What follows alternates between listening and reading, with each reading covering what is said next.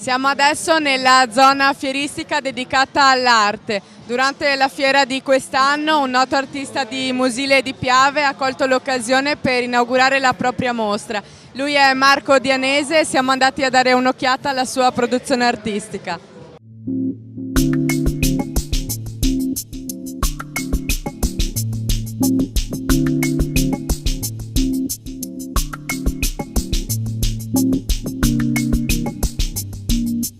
Sabato 6 ottobre Marco Dianese ha presentato alla rassegna d'arte contemporanea di San Donà di Piave la sua mostra intitolata Sweet Choices of Life, un tributo al cibo in un'esplosione di colori, a conferma di quella bellezza e quel piacere del tutto particolari, di cui egli si fa testimone mediante le sue opere.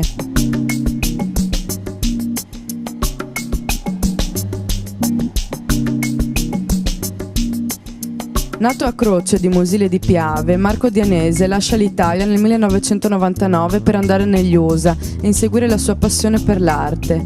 Dopo un lungo periodo di studio, ora Marco presenta una produzione artistica la cui cifra formale è la perfetta sintesi che meglio ne rispecchia la personalità.